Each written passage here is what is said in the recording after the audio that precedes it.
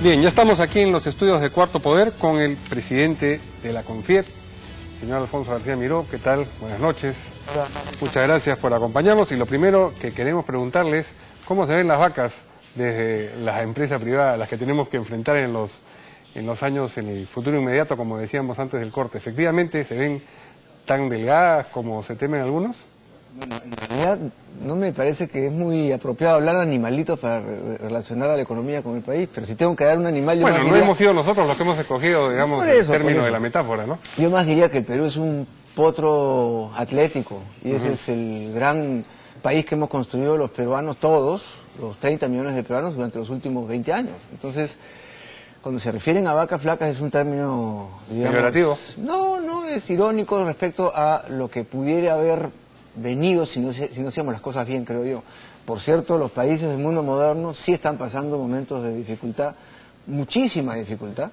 El famoso aparente estado de bienestar que tanto dinero le costó a todos los europeos, están hoy día pagando más caro la cuenta de haber hecho una tarea equivocada y de haber dispendiado los recursos de todos los europeos para tratar de vivir un mundo que no les correspondía. Ahora, eso no le corresponde, eso no le pasa al Perú, por cierto. Por lo tanto, yo diría que el Perú, dentro de un contexto, digamos, zoológico, yo diría que es más un potro robusto, un potro atlético, y eso nos va a poder hacer salir de dificultades externas que no hemos creado nosotros con bastante agilidad, creo yo. Ahora, hay ciertas dificultades que sí hemos creado nosotros, no todos, pero sí algunos de nosotros, algunos de los peruanos, y tienen que ver con las trabas a la inversión que han puesto algunos gobiernos regionales y que han determinado que ciertos proyectos no se lleven a cabo, que caiga lo que es recaudación de canon minero y que haya muchos inversionistas que miren ahora al Perú, no con miedo, porque todavía nos tienen confianza, pero ya no con el entusiasmo de antes. ¿Cómo se puede hacer para revertir esto? Porque al final eso es la razón por la que se están asustando en provincias, ¿no?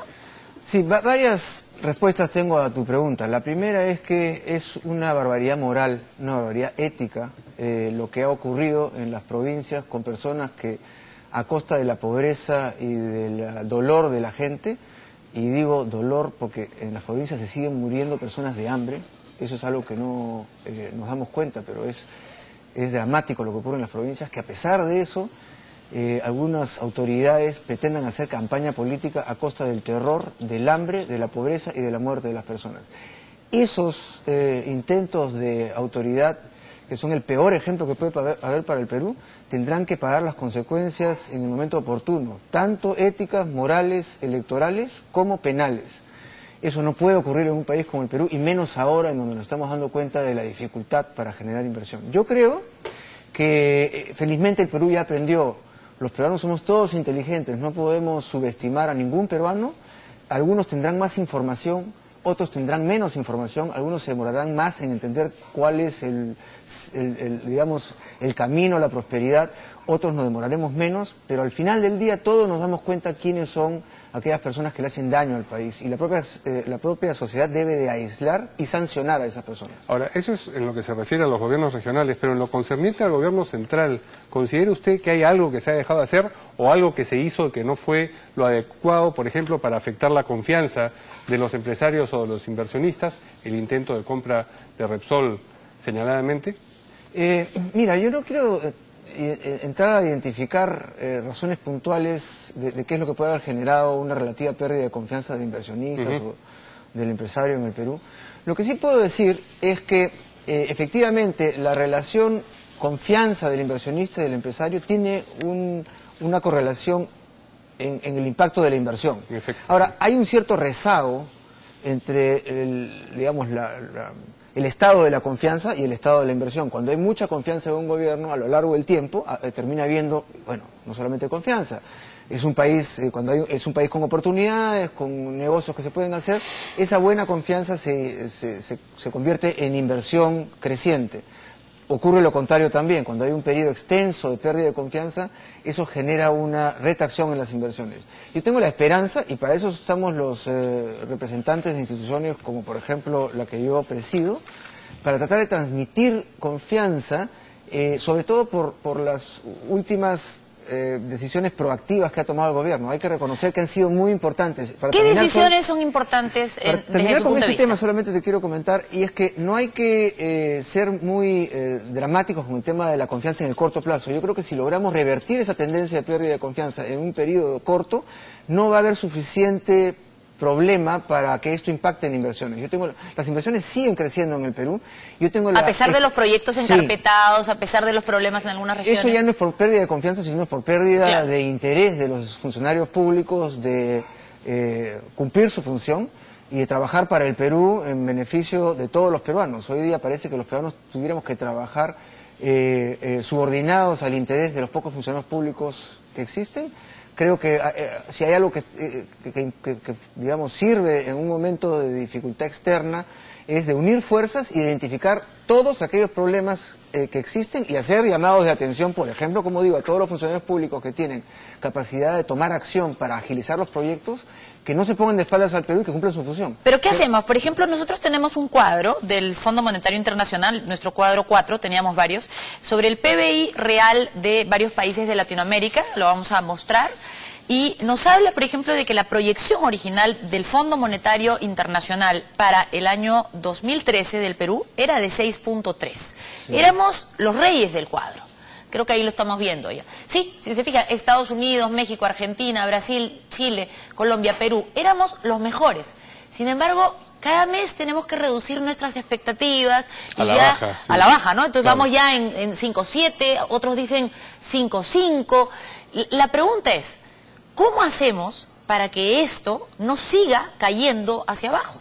Porque, por otra parte, lo que vemos en los informes de analistas internacionales es que en el mundo las cosas comienzan a mejorar lentamente, pero las proyecciones de todos los internacionales, Goldman Sachs, todos estos, dicen que los demás van a comenzar a mejorar. Entonces, ¿qué nos pasa a nosotros?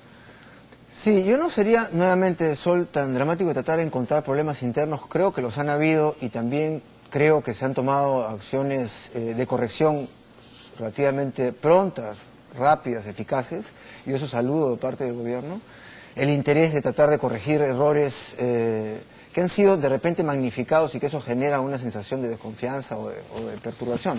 Pero el cuadro que tú has mostrado sigue mostrando al Perú siendo el líder de la región. Por más que crezcamos al 5.7, seríamos el país que más creciéramos dentro de ese cuadro que has mostrado.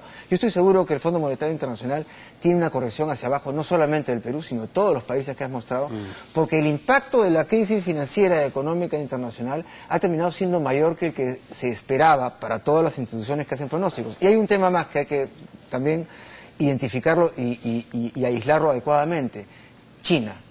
China explica mucho, para bien o para mal, del crecimiento del Perú, porque es el país que más ha venido comprando, atesorándose de commodities en el mundo, y el Perú sigue siendo un país que lidera en muchas regiones en exportación de commodities. Pero perdone... Entonces, solamente para terminar la idea, el hecho de que China haya, digamos, corregido hacia abajo su crecimiento en un punto porcentual afecta notablemente a muchos países en el mundo, entre los cuales está el Perú. Yo diría que gran parte de la reducción de las expectativas de crecimiento de 6 para 5 o de 6 y pico para 5 y pico del Perú está explicado fundamentalmente por China. Justamente ya que toca usted el tema de China, perdón, me queda una pregunta más, y es que el problema es nuestra, para algunos, extrema dependencia de lo que es el crecimiento de China, y que no solo ha caído un 1%, sino que algunos analistas dicen que el gran problema es que ha cambiado su patrón de crecimiento. Antes crecía con infraestructura, entonces requería muchos de nuestros minerales, y ahora ha cambiado y va a irse, se está yendo ya hacia lo que es consumo, y que aquí podemos aprovecharlo, pero no lo estamos aprovechando. Nos hemos quedado como trabados en esto de que les vendíamos minerales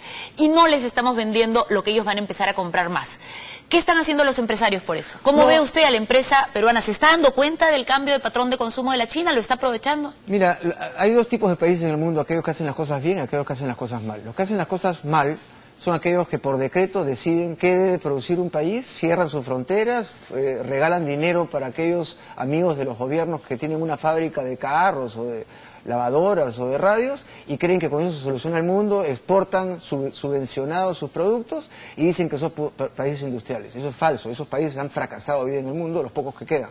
Los otros países que han hecho las cosas bien son aquellos que a lo largo del tiempo, no hay otra manera de hacerlo, han ido progresando, mejorando su capacidad productiva, su matriz productiva. Nosotros no podemos pasar de exportar commodities a producir caños y menos satélites.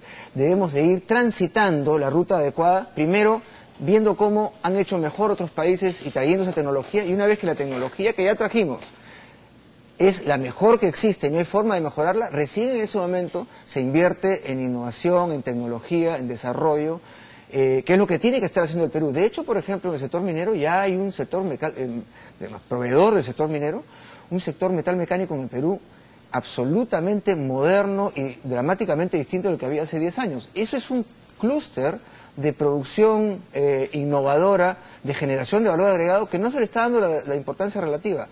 Ese clúster hoy día no solamente le vende a la industria minera, gracias a la cual ha podido desarrollarse, sino ya exporta a muchos otros países mineros y no mineros también. Entonces yo creo que ese es el sendero adecuado. Ahora, has tocado un tema que es importante, infraestructura. Yo quisiera, cuando haya un minuto, dedicarme a ese tema, porque ahí tenemos mucho que hacer. Solo nos queda un minuto, creo, ¿no, Así Mario? es, sí. Finalmente, de manera muy breve, porque el tiempo se ha consumido, se lo ha criticado al presidente Humala por haber pronunciado la palabra crisis como si fuese una palabra tabú cuya sola enunciación convertiría en realidad la crisis. ¿Es legítima esa crítica política que ha recibido? Yo no voy a entrar a calificar las opiniones ni los comentarios del presidente, no me corresponde a mí. Lo que yo tengo que decir es que mi impresión que se ha referido a un hecho que sí está siendo inmediatamente verificado y digamos, experimentado por las regiones, que es la reducción significativa del canon, que a su vez está, como decía, vinculado al precio de los minerales.